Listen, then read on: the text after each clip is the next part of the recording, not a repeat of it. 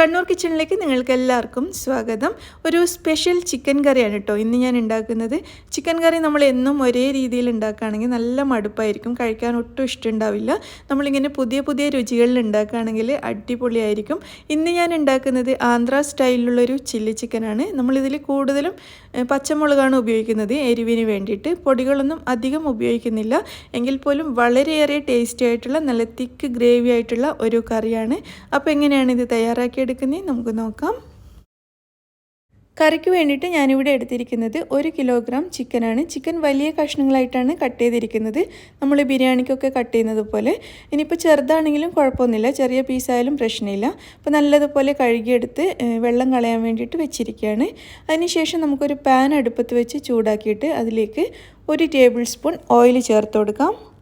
നിങ്ങൾക്ക് ഇഷ്ടമുള്ള ഓയിൽ ചേർത്ത് കൊടുക്കാം. ഞാനിവിടെ സൺഫ്ലവർ ഓയിലാണ് ചേർത്തിട്ടുള്ളത്. ഇതിലേക്ക് നമുക്ക് സവാള നേരിയതായിട്ട് കട്ട് ചെയ്തത് ചേർത്തിട്ട് ഒന്ന് വഴറ്റിയെടുക്കണം. ഒരു ചെറിയ സവാളയാണ് കേട്ടോ ഞാൻ എടുത്തിരിക്കുന്നത്. വലിയ സവാളയാണെങ്കിൽ ഒന്നിൻ്റെ പകുതി മതിയാവും. ഇതിപ്പോൾ ഒരു ചെറിയ സവാള എടുത്തിട്ടുണ്ട്. അത് നല്ല സോഫ്റ്റായി മാറുന്നത് വരെ ഒന്ന് വഴറ്റിയെടുത്തിട്ടുണ്ട്. നല്ലോണം സോഫ്റ്റായി വന്നിട്ടുണ്ട്.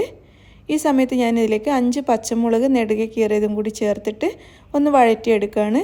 പച്ചമുളക് ചേർത്തിട്ട് പിന്നെ ഒരു 30-40 സെക്കൻഡ്സ് വരെ ഒന്ന് വഴറ്റിയാൽ മതി, ഒരുപാട് സമയമൊന്നും വേണ്ട.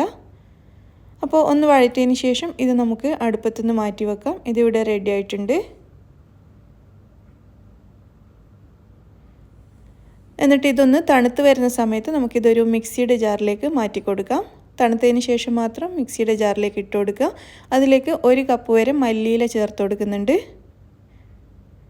പിന്നെ ഏകദേശം ഒരു 1/4 കപ്പ് വരെ പുതിന ഇല ചേർക്കുന്നുണ്ട്. ഇതൊക്കെ നല്ല ഫ്രഷ് ആയിട്ടുള്ള ഇലകൾ ചേർക്കാൻ ശ്രദ്ധിക്കുക. പിന്നെ കുറച്ച് ഒരു തണ്ട് കറിവേപ്പിലയും കൂടി ചേർത്തിട്ടുണ്ട്. എന്നിട്ട് ഇതിലേക്ക് നമുക്കൊരു 3-4 ടേബിൾ സ്പൂൺ വെള്ളം കൂടി ചേർത്തിട്ട് നന്നായിട്ടൊന്ന് അരച്ചെടുക്കാം.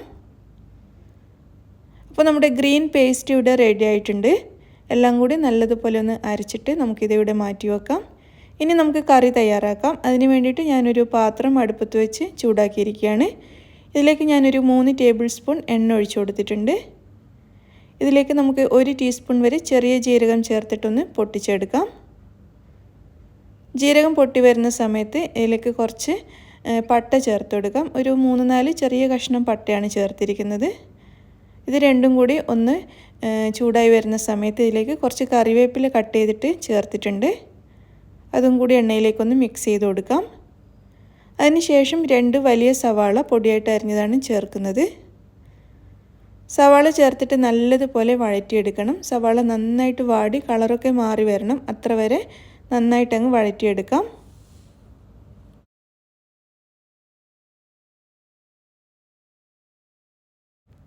അപ്പോൾ ഇത് നമ്മുടെ സവാള നല്ല പോലെ വഴറ്റിയെടുത്തിട്ടുണ്ട്. ഇനി ഇതിലേക്കൊരു 3 പച്ചമുളക് പൊടിയായിട്ട് അരിഞ്ഞത് ചേർത്തിട്ടുണ്ട്.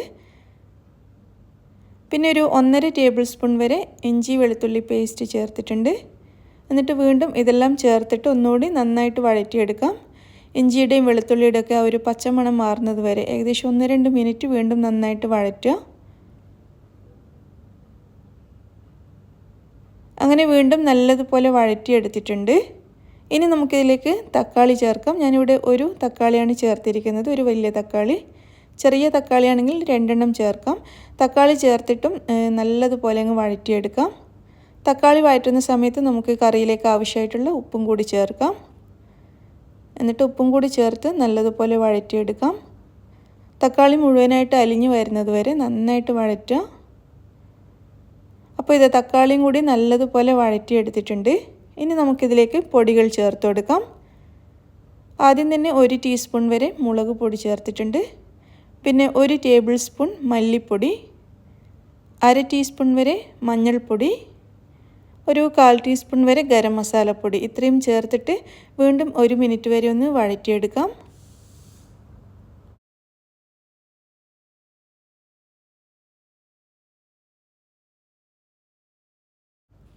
പൊടികൾ ചേർത്ത് നല്ലതുപോലെ വഴറ്റിയതിന് ശേഷം നമ്മൾ നേരത്തെ എടുത്തു വെച്ചിരിക്കുന്ന ചിക്കൻ കഷ്ണങ്ങൾ ഇതിലേക്ക് ഇട്ട് കൊടുക്കാം.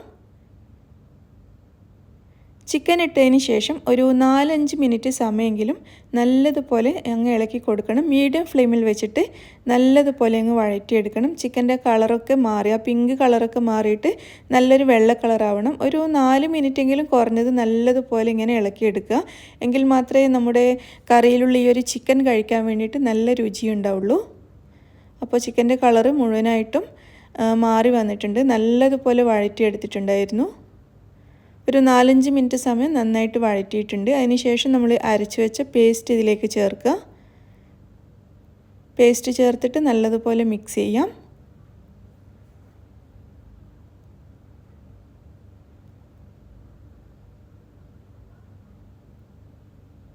പേസ്റ്റ് ചേർത്ത് നന്നായിട്ട് ചിക്കനിലേക്ക് അങ്ങ് മിക്സ് ചെയ്ത് കൊടുത്തിട്ടുണ്ട്. ഇനി നമ്മൾ പേസ്റ്റ് റെഡിയാക്കിയ മിക്സിയുടെ ജാറിലേക്ക് ഏകദേശം ഒരു 3/4 കപ്പ് വെള്ളം ചേർത്തിട്ട് അതും കൂടി കറിയിലേക്ക് ചേർത്തിട്ടുണ്ട്. വെള്ളം ചേർത്തിട്ട് നന്നായിട്ട് മിക്സ് ചെയ്തെടുക്കാം. നിങ്ങൾക്ക് കറി കുറച്ച് ലൂസായിട്ട് വേണമെന്നുണ്ടെങ്കിൽ ഈ സമയത്ത് വെള്ളത്തിൻ്റെ അളവ് കൂട്ടിക്കൊടുത്താൽ മതി. 1 അല്ലെങ്കിൽ 1.5 കപ്പ് വരെയൊക്കെ വെള്ളം ചേർക്കാം. ഞാനൊരു 3/4 കപ്പ് മാത്രമേ ചേർത്തിട്ടുള്ളൂ. കാരണം നല്ല തിക്കായിട്ടുള്ളൊരു കറിയായിട്ടാണ് ഞാനിപ്പോൾ ഇത് തയ്യാറാക്കുന്നത്. അപ്പോൾ നല്ലോണം മിക്സ് ചെയ്തതിന് ശേഷം നമുക്കിനി ഇതിലേക്ക് ചേർക്കേണ്ടത് തേങ്ങാപ്പാലാണ്. അപ്പോൾ ഞാനിവിടെ എടുത്തിരിക്കുന്നത് 1 കപ്പ് തേങ്ങാപ്പാലാണ്. അധികം കട്ടിയില്ലാത്ത പാലാണ് കേട്ടോ. നല്ല കട്ടിയുള്ള തേങ്ങാപ്പാലാണെങ്കിൽ 1/2 കപ്പ് ചേർത്താൽ മതി. ഇതിപ്പോൾ കുറച്ച് കട്ടി കുറഞ്ഞ പാൽ 1 കപ്പ് ചേർത്തിട്ടുണ്ട്. തേങ്ങാപ്പാൽ ചേർത്തിട്ട് നന്നായിട്ട് മിക്സ് ചെയ്യാം. ഇനി അഥവാ നിങ്ങളുടെ കയ്യിൽ തേങ്ങാപ്പാൽ ഇല്ല, അത് എടുക്കാൻ ബുദ്ധിമുട്ടാണെന്നുണ്ടെങ്കിൽ ഒരു 1/2 കപ്പ് പശുവിൻ പാൽ ചേർത്താലും കുഴപ്പമൊന്നുമില്ല. അങ്ങനെ ചേർത്ത് കൊടുത്താൽ മതി. അപ്പോൾ തേങ്ങാപ്പാലും കൂടി ചേർത്ത് നല്ലതുപോലെ മിക്സ് ചെയ്തെടുക്കാം. അപ്പോൾ തേങ്ങാപ്പാൽ ചേർത്ത് മിക്സ് ചെയ്തതിന് ശേഷം നമ്മുടെ കറി നല്ലതുപോലെ തിളച്ച് തുടങ്ങിയിട്ടുണ്ട്. ഈ ഒരു സമയത്ത് ഈ ഒരു കറി നമുക്കിവിടെ അടച്ച് വെക്കാം. അടച്ച് വെച്ചിട്ട് ഒരു 10 മിനിറ്റ് മീഡിയം ഫ്ലെയിമിലിട്ടിട്ട് നമുക്കിത് വേവിച്ചെടുക്കാം. അപ്പോഴേക്കും നമ്മുടെ കറി റെഡി ആയിട്ടുണ്ടാവും. ഒരു 10 മിനിറ്റിന് ശേഷം നമ്മുടെ കറി റെഡി ആയിട്ടുണ്ടോ നോക്കാം. അപ്പോൾ ഇതിൽ ചേർത്തിരിക്കുന്ന ചിക്കൻ കഷ്ണങ്ങളൊക്കെ നല്ലതുപോലെ വെന്തിട്ടുണ്ട്.